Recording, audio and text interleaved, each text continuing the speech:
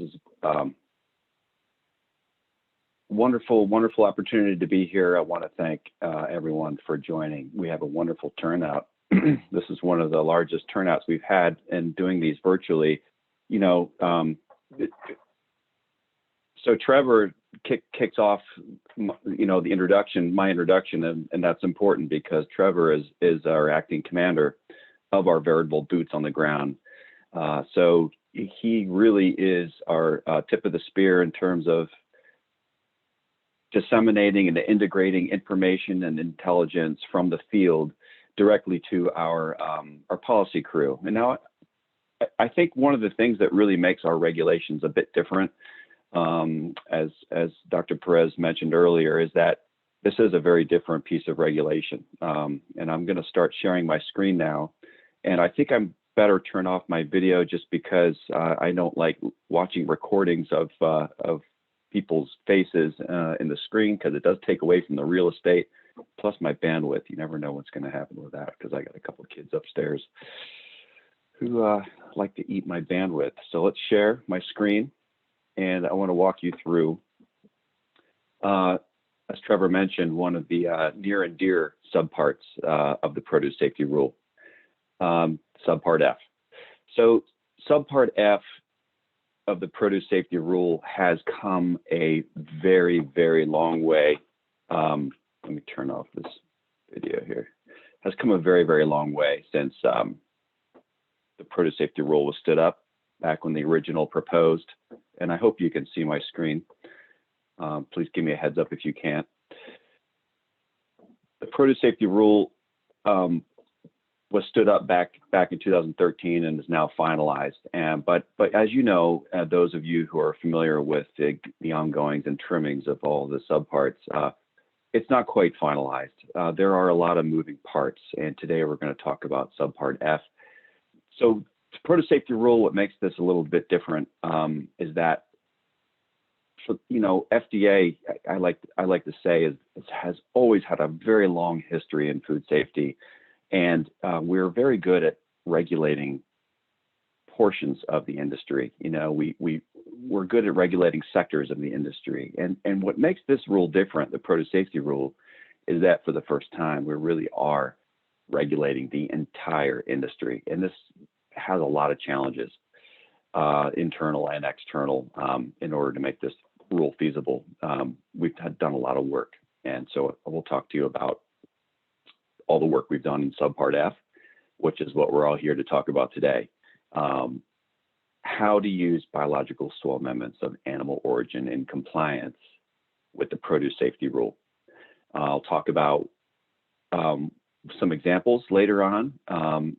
And to be quite honest with you, these workshops are not really just for your benefit. They're for our benefit as well.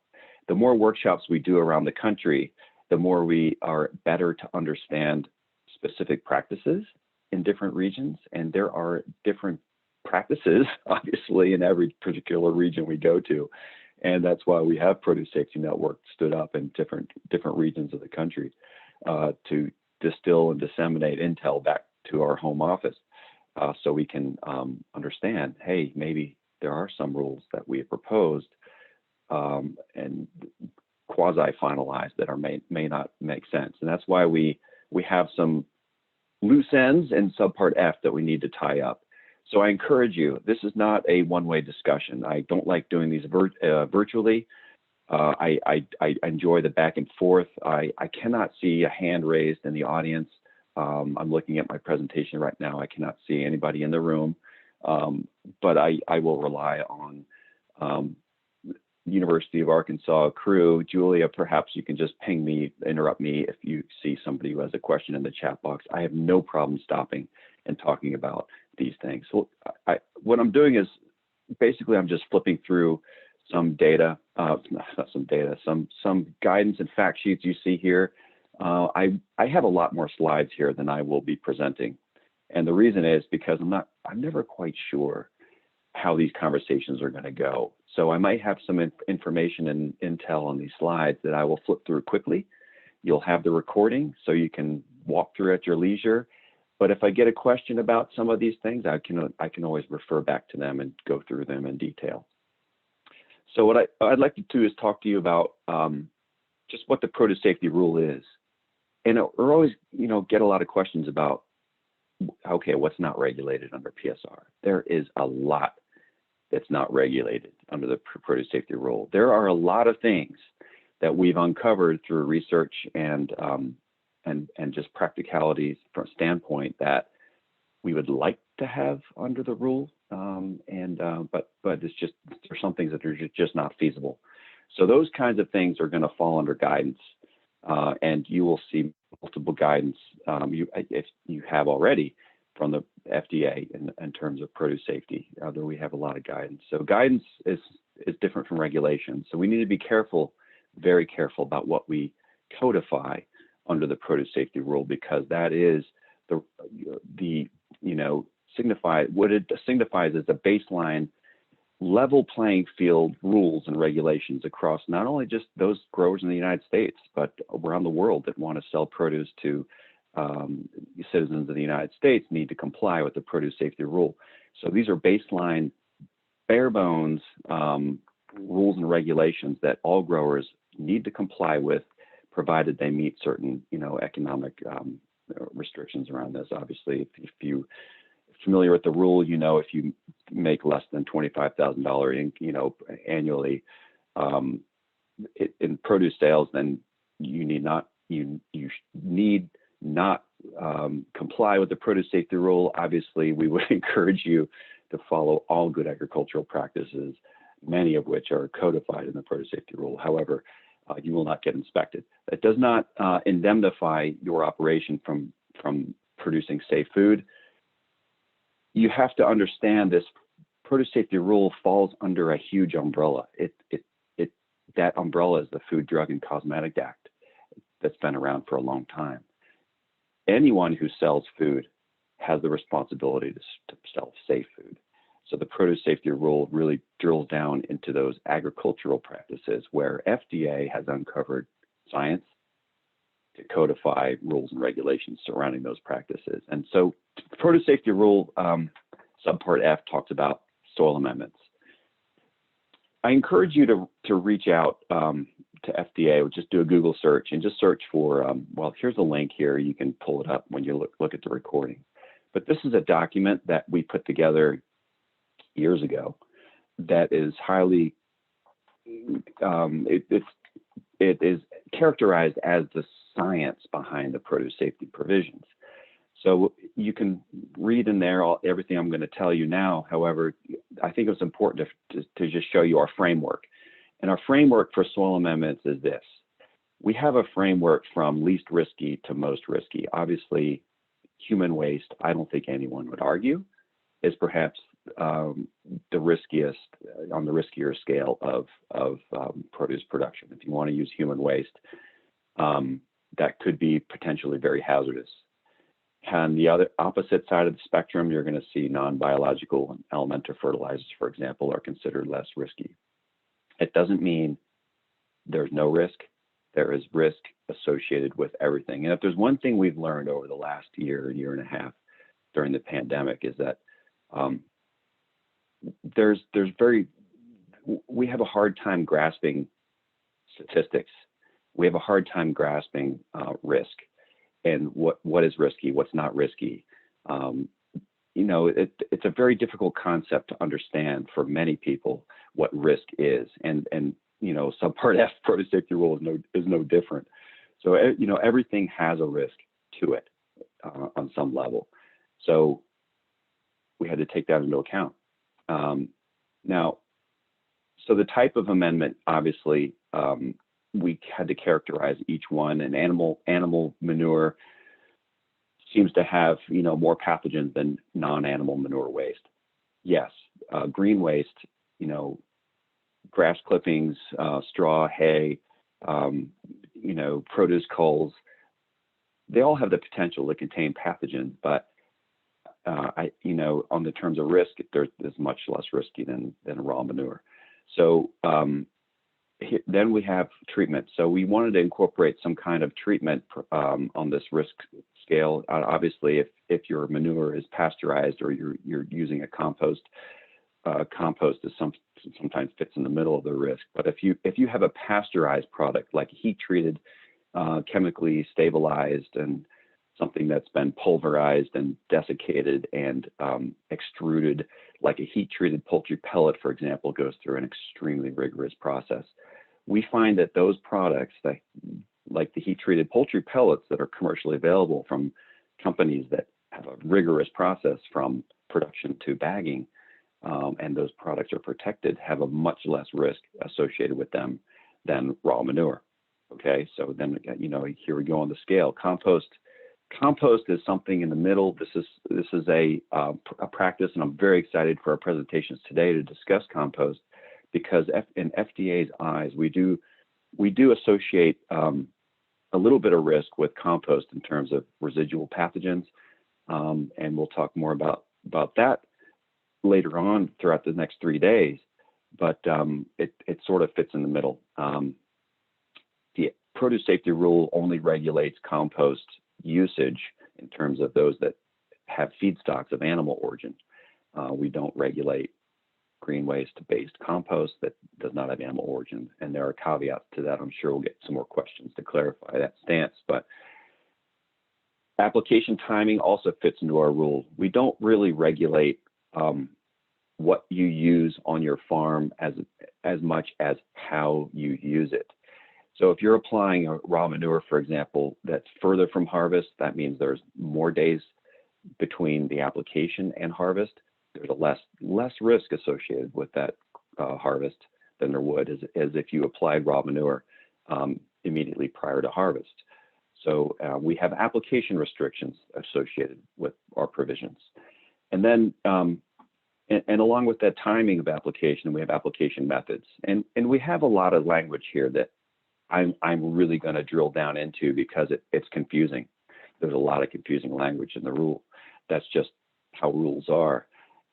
And there's a reason for it's difficult language to understand, and that gives us flexibility. It gives you flexibility in how you use things, but it also gives us flexibility, because there are situations we run into that might look risky on the front end, and then we learn more about it, and we decide based on a case-by-case example that, okay, that is a perfectly safe practice.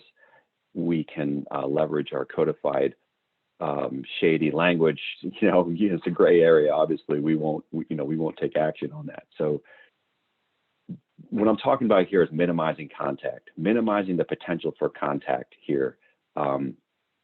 Any way you can apply compost or raw manure or any other fertilizers, for example, that minimize the contact with the produce directly is going to have less risk than if you're blasting the stuff across your crop. And I think that kind of makes sense. So the produce safety rule, let's just drill down. You know, if you look at our guidance on this, our draft guidance, that breaks down this rule into 6 steps, and we're going to talk about each one. This one right here is the most confusing to most people, because it sort of confounds 2 different subparts into one, 2 different sections into one. So treatment standards and microbiological standards for that treatment process is a very difficult concept for many people to understand, because everyone wants to see testing standards for their soil amendments. I want to make this clear. FDA will never ask a grower to provide microbiological testing parameters or standards or results for their soil amendment. Okay, we do not require testing, microbiological testing of any soil amendment for you to be able to use it. What we do require is if you have a treatment process for your soil amendment, if you are treating that soil amendment, you know, because you want to spread it on a produce item, or you want to spread it in a way that you don't have to be careful with that soil amendment of animal origin, then you need to start being careful about the treatment process. And you need to show the FDA, if you're blasting the stuff across your leafy greens, you need to show FDA standard, the treatment process that soil amendment has gone through, and it does help to show, that treatment process does meet our microbiological standards for the most stringent of our treatment processes. I know that's confusing. We're going to drill down into it. So we walk through these steps. First of all, are you using a soil amendment? Is it treated or untreated? What is that treatment process? What microbiological standard does that treatment process meet? That will determine how you apply your soil amendment. Okay, are you paying attention to your handling, transporting, and storing of your soil amendment? Obviously, if you have a bag of heat-treated poultry pellets, a bucket of poultry pellets just open in your barn, it's going to be, food for mice, and that's no longer considered a treated soil amendment. So there are basic common sense practices that are now codified in the rule you need to start paying attention to. So again, we're basically providing the framework here to level the food safety playing field among all growers and just make sure that these items are being paid attention to. And then there's record keeping, and this is also a concern for you as a grower, because let's face it, when you buy a bag of poultry pellets, for example, heat-treated poultry pellets, there really are no records associated with that bag. So how are you going to get those records? Well, rest assured, we have made some inquiries into the industry practices, and they are listening to what growers need. And there are more and more. We're seeing more and more companies now recognizing these FSMA standard, the produce safety rule requirements, and they're looking at their treatment processes. They're looking at their validation treatment processes, and they're providing, those records more and more frequently. So this is all okay. So this is a flow chart that has everything I just told you in one place. Okay, this is not an official FDA flow chart. It's definitely not 503 compliant, but I just wanted to show you here how the Subpart F works. Okay, we're going to walk through each of these steps. You're going to see 3 swimming lanes. The first swimming lane here on the top is, do you even need to comply with this rule? Second swimming lane is, okay, you have a soil amendment of animal origin. Is your soil amendment treated or untreated? That makes a difference. So you're either treated or untreated. There's no middle ground here. There's no semi-treated. It's either or. And based on that result, you're going to drill down into how you can use your soil amendment of animal origin. If your soil amendment of animal origin is treated, you'll go one direction. If your soil amendment of animal origin is untreated, you're going to go another direction. All right. So the red sections here, I don't mean to suggest that red is stop, red is bad. We all know that for healthy soils, you need raw manure and you need compost. We're not banning the use of any soil amendment of animal origin. The FDA has no intention of banning any soil amendment of animal origin. What our intention is to help you utilize the soil amendments of animal origin safely, and that's what our codified is designed to do. So let's get into it.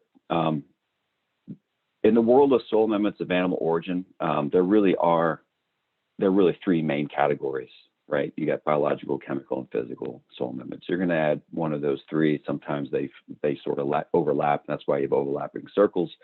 But not all of them are soil amendments of biological soil amendments of animal origin.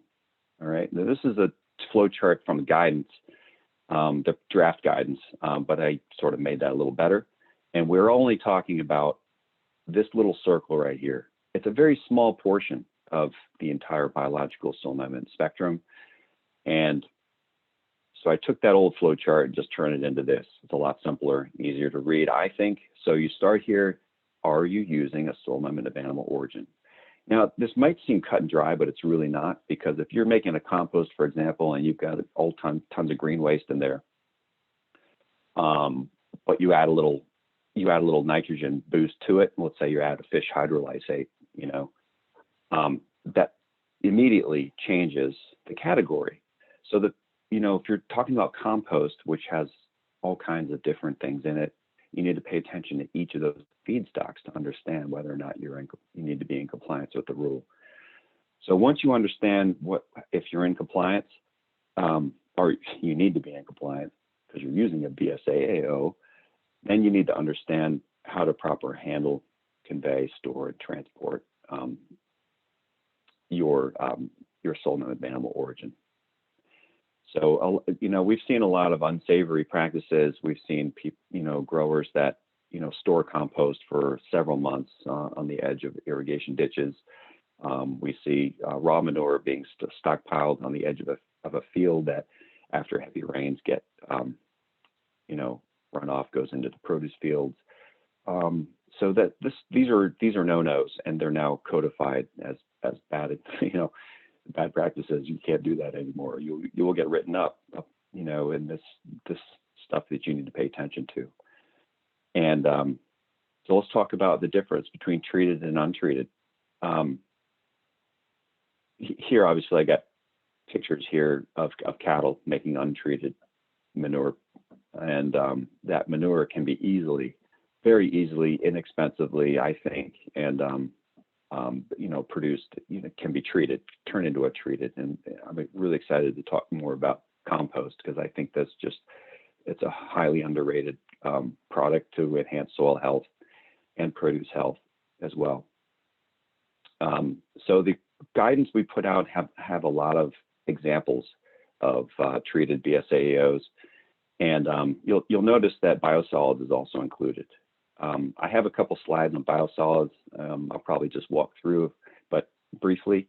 But biosolids is a highly regulated product that goes through an extremely rigorous process control that takes basically the cake from dewatered human waste from wastewater treatment plants and turned it into a soil amendment.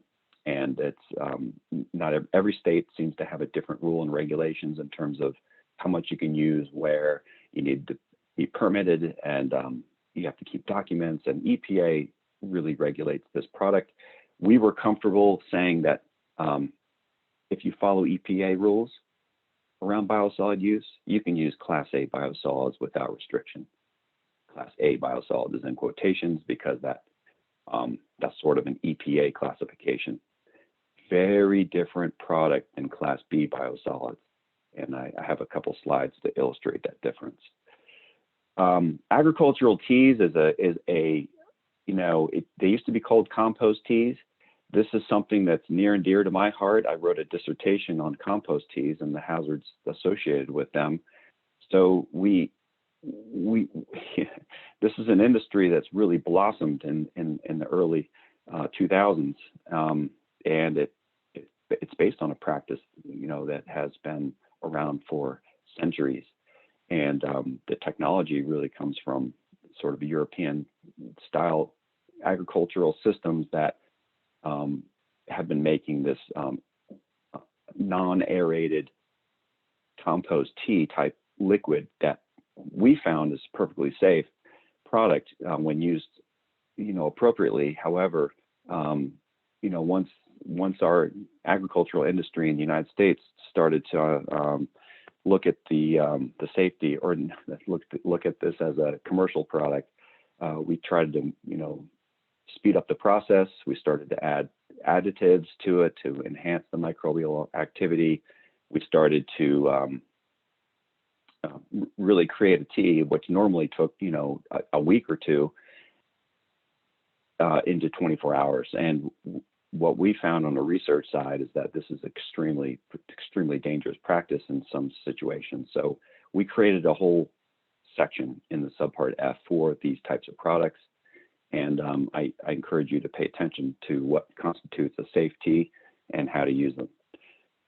So, and I'll just reiterate here, we do not require you or your supplier to conduct microbiological testing. I know there's some savvy growers that, would like to do microbiological testing, and you're perfectly capable of doing that, but we have to discourage that practice just from a safety standpoint. And it's not necessary under the produce safety rule either. Plus, our agency has always taken the stance that you cannot test a soil amendment to safety. You simply cannot take, you know, 5, 10, 20, even, 40 grab samples of compost from a windrow and, test them, get negative results, and just declare that entire windrow is devoid of pathogens. We've learned that that's not necessarily a safe assumption, especially if you're throwing it in a bucket of water and adding molasses, for example, and making a tea out of it. You're creating a situation that can take those few pathogens that would not cause a problem normally in the compost when applied in accordance with the rule, and turning that into an E. coli soup. So getting a question here, can you explain why the standard for biosolids and salmonella is acceptable? All right, let's see.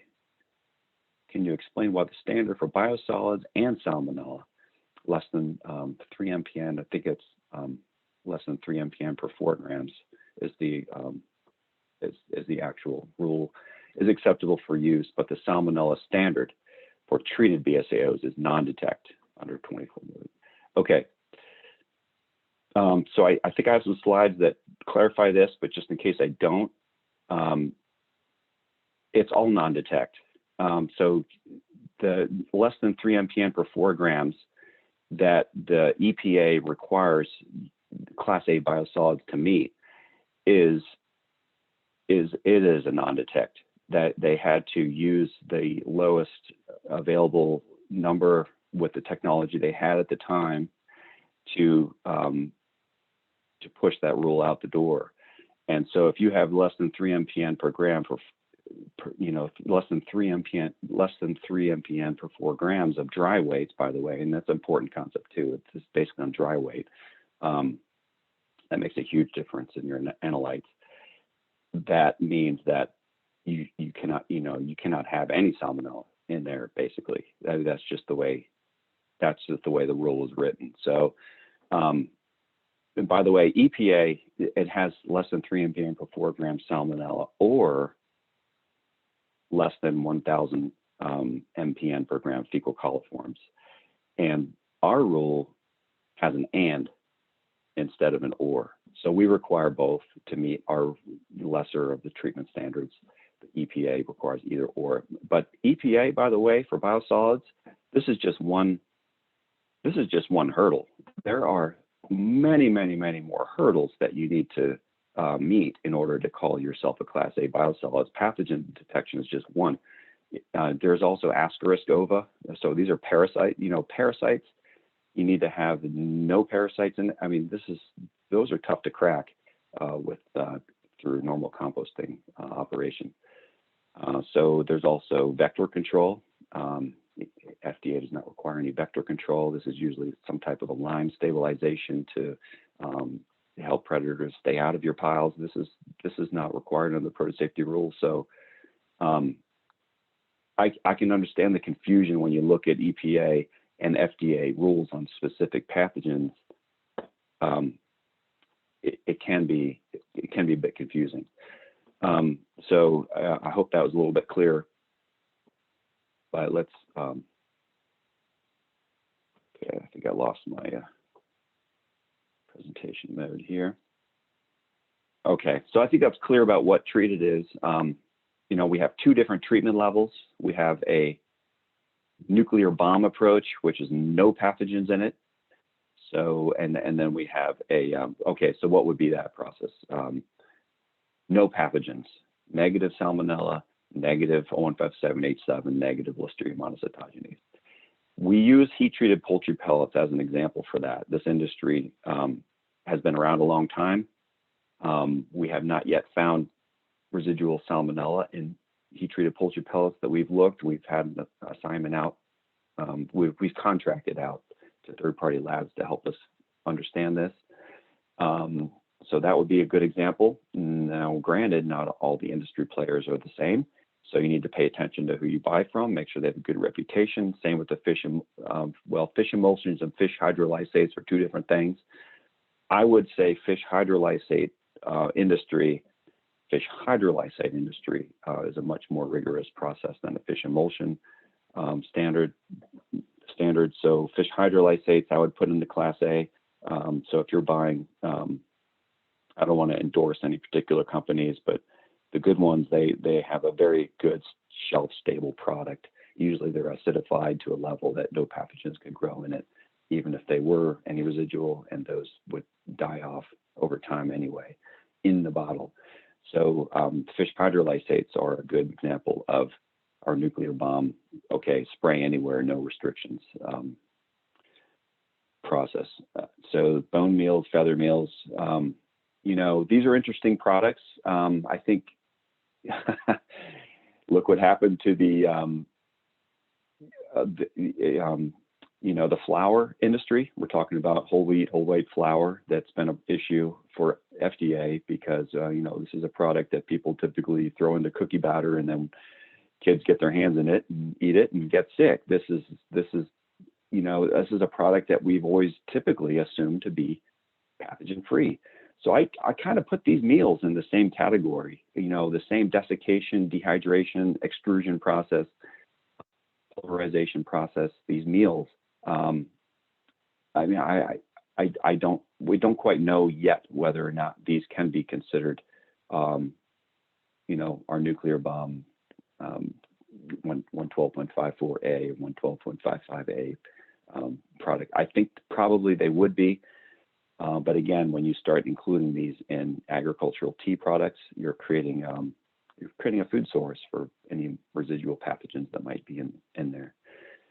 So let's talk about Class B products. Here you're looking at one right now. We call it Class B. So when I say Class B for produce safety rule purposes, I'm using that, kind of dangerously, because I immediately, in my world, you start talking about biosolid Class B. This is not what I'm talking about. We're talking about a soil amendment treatment process that meets our treatment requirements for 112.54B, which meets the microbial standards of 112.55B. So that whole B comes into play when you're talking about compost. This is a thermophilic compost.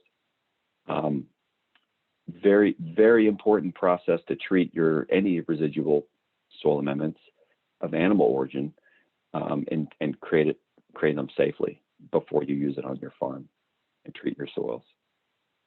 Untreated soil amendments is the opposite spectrum. You're either treated or untreated. There is no middle ground. Our guidance has a lot of examples of what that would mean, and for most people that means raw manure. Okay, so I talked a lot about agricultural tea. Here's a slide on it. This is kind of an old system. This is a non-aerated system that has been used for centuries. I discussed, comes from European technologies. At least the older papers come from Germany that I've read a long time ago. These products are really safe to use. Any residual pathogen that I've integrated into these systems, they typically won't grow regardless of what additives I use. Unfortunately, when our agricultural practices in the U.S. started getting a hold of this stuff, we started to aerate them and add a lot of more sugar type products to it, and then all bets are off. So agricultural tea typically falls under the, if you're using, untreated surface water, for example, you don't know the water quality in your local stream.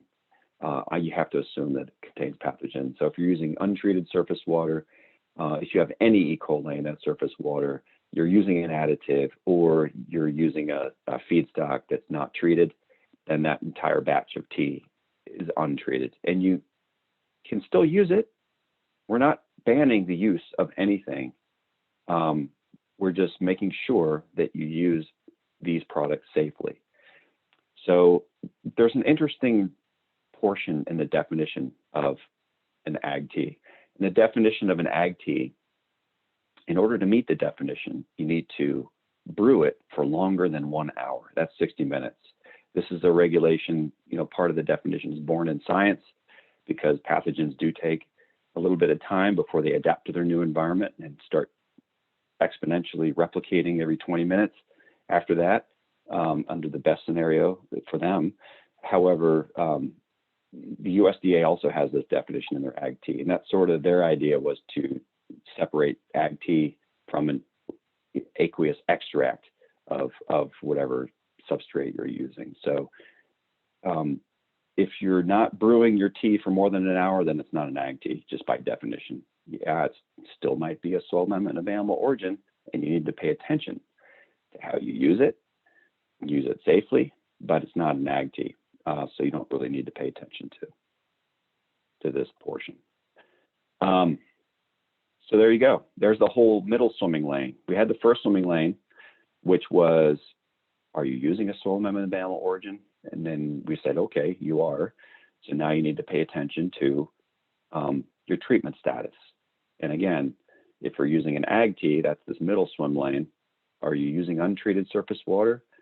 Does your water have greater than 1 CFU per MPN? How do you know? Well, if you're using potable water, to brew your tea, then you're pretty sure you can, you don't need to worry about E. coli in terms of safety. Just we'll give that a free pass.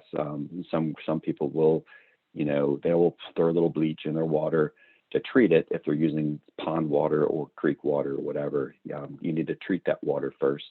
But if you're using potable water, the same stuff that comes out of your tap, there's no issue. You just might want to let it off gas for a while to get rid of any residual chlorine that municipal systems use. If you're using well water, no problem. Agricultural tea additives, of course, if you're using any agricultural tea additives, and that immediately kicks it over into, kicks it over into untreated. All right. So you're either treated or untreated. You can't have it both ways. You're either untreated or you treated. And the FDA, it's sort of a black and white issue. Let's say you have a compost pile that you've created and you've cured and you're ready to go on your field. And then you have a pile of manure over here that's sitting next to it. And you have, you see some leachate from the raw manure pile going into the compost pile. Well, guess what? Now this entire compost pile would be classified as untreated. And so you could still use it, but you need to use it safely. So how do you use it safely? All right. You can use it safely by understanding this. Okay. Dr. Ingram. Yes. We have a quick question in the chat. What is the federal definition of produce, and how does that impact what applications are included in swim lane 1? Okay, so if you're, I can't tell you the official definition of a produce, but we do have covered commodities under the produce safety rule. And what I would do is I would look at the section that is called rarely consumed raw. We do have carve-outs in the produce safety rule for certain commodities that are not consumed raw, or they have to be cooked, for example, before you eat them. There are many produce items that are not consumed raw, and this is what the RCR is, the rarely consumed raw carve-out. If you are a produce grower that grows these commodities, then you are not beholden to produce safety rule requirements for those commodities. If you're a produce grower that grows both RCR commodities and covered commodities, then you need to pay a little careful attention. And obviously, we would encourage you to use produce safety rule standards for all your commodities that you grow. So thank you for that, providing the link there too, Julia. That was great. I hope that answers your question. So Trevor might have more on that. I would, I'll keep moving on if there's no further questions. Let's talk about treatment. Okay, treatment processes. This is a black box. It's a black box for me. It's a black box for you. What does it mean for your operation? Okay. If you're not making any soil amendments of animal origin, like treatment processes on your farm, if you're not making compost, if you're not making fish hydrolysates, if you're not making any,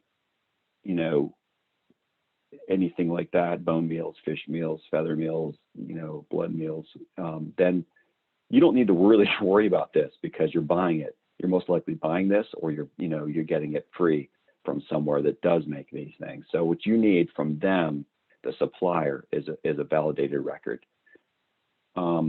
I can tell you that, and we'll get this in the records, but you really don't need records for everything.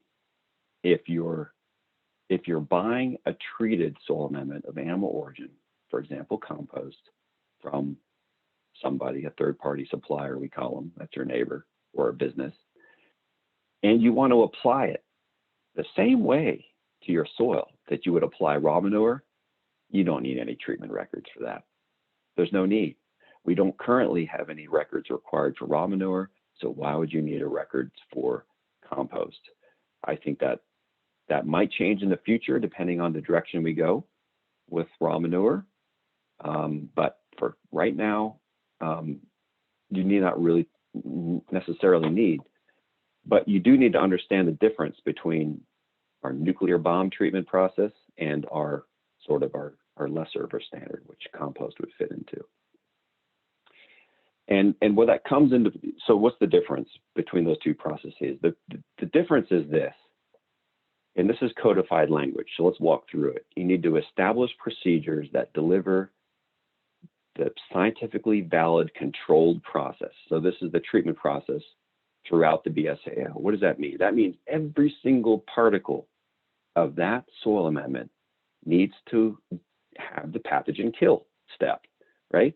So if you're making compost, for example, and you stick your thermometer in there and you take the time and temperature and you get your 55 degrees centigrade for 5 days in the middle of the pile, and you keep those records and you say, hey, look, I met the time and temperature, I made good quality compost, it's mature, it's stabilized, it's good to go. I say, great. So that, and you want that to meet our nuclear bomb approach, right? You want that to meet the negative pathogens. Well, for sure, where that tip of that temperature probe was metering that temperature, certainly no listeria, certainly no salmonella or E. coli would survive in that particular spot where that temperature is being recorded. But how can you show that every single particle of that entire pile or windrow was exactly that same time and temperature, right? So a windrow or a pile composting, in our eyes, will never be able to meet our nuclear bomb approach. Yeah, it'll have a much less risk in terms of pathogens. You're gonna have a huge die-off of pathogens, and we have less restrictions on that use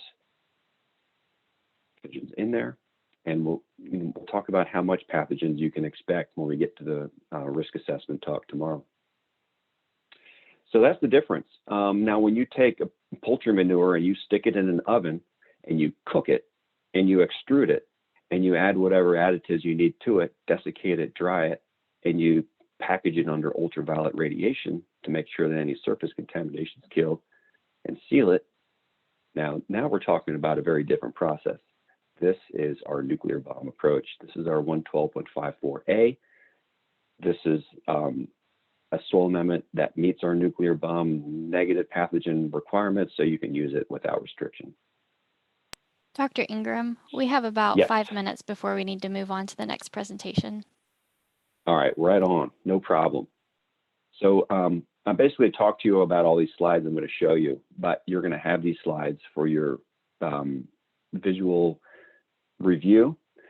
So I just want to talk about 112.54A, right? So now we're confounding two rules. These are our microbiological requirements for any treatment process that meets our nuclear bomb approach. You have to have negative, you have to create an environment that will ultimately kill every single one of these pathogens and every particle throughout that entire soil amendment. Compost, however, does not meet that requirement, all right? So static composting, turn composting, we have time and temperature requirements for a certain number of days, plus this adequate curing, by the way, don't forget that, because you need that to ensure that you're meeting our standard. And we had a question about EPA's, 3 MPN per 4 grams. Salmonella, you need to meet both the salmonella and fecal coliform testing requirements for this treatment process, but you don't need to test these pathogens, because we already know if you meet these time and temperature requirements, you're already going to meet these standards. So there's no need for testing. We'll give that a free pass. We have a lot of research that goes on that's involved with vermicompost. This is a USDA standards for vermicompost. They have USDA has guidance on vermicomposting. Looks like good news is if you're following NOP rules and requirements for vermicomposting to meet their certification, looks like that's a pretty good process for removing pathogens. And I've just let it here. USDA also has processed manure requirements. So if you're cooking your manure pile, for example, 150 degrees for at least an hour or 165 degrees, and you're reducing your moisture level in a very controlled environment, you're probably going to meet 112.54A as well. So I already talked about biosolids. I'm throwing up some slides that illustrate that concept, and I've already talked about all this stuff, and I apologize. I've gone way outside of. Let me just cycle through here, make sure I didn't miss any particular points. Application restrictions. We're going to talk a lot more about the days to harvest restrictions around raw manure. All right. So the only requirement right now for raw manure is that you cannot apply it in a manner that contacts your produce item. Makes sense to many people. Don't spray poop on your produce. That's the way we convey it. You know, but okay, what about your neighbor? You know, what about your neighbor's boom application, your, you know, boom irrigation system that sprays raw manure on their wheat fields? It's not a covered commodity. Is that drifting on your produce? So there's a lot of adjacent land issues that might come into play here. But we're working hard on this reserved right now. We've done a huge risk assessment effort. I'm so excited to walk you through what we've done. We've done a lot. But of course, if you're using raw manure in a way that does not contact produce during application or after application, that means there's absolutely no contact. Think about an apple orchard as an example. You're sprinkling manure at the base of those fruit trees. You can't collect the drops. Obviously, that's in a different section of the rule. But we do not have any days of harvest restrictions around that practice. And compost, for example, is a good example of treatment process where we have 0 days to harvest restrictions. But remember, I said there's residual pathogens in compost, so you need to pay attention to how you apply it. You can't blast compost across your leafy greens, for example, but you can pay attention to how you apply it and apply it safely. So there it is. I just talked about this entire swim lane. We'll drill down into a little bit more tomorrow. Here's your requirements for handling, transporting, and storing. We talked all about this. Be careful about how you store your stuff. Don't cross-contaminate. And records requirements. I talked a little bit about what's required and by whom and when. And you only need requirements for treated soil amendments of animal origins when you're buying it from somebody and you want to apply it in a way that contacts that produce. Then you need to pay attention to what the treatment process is. And if you're applying compost, for example, in a way that sort of minimizes potential for contact, and you're making compost, you're making it yourself, then you need to pay attention to your process controls. So if you're making compost, process controls would be time and temperature, number of turnings if you're making windrow. And I'm so excited to hear more about compost practices later on workshop today. Thank you for your attention. I highly encourage you to reach out or do a search for California Good Agricultural Neighbor workshops. This is a slide from the original workshop in 2019. 2021, recently,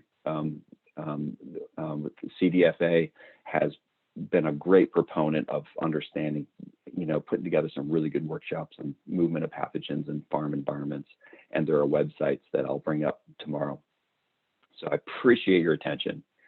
Thank you for your time. And again, I'm here all for the next 3 days. Send me your questions and please do not hesitate to ask me tough ones. All right. Well,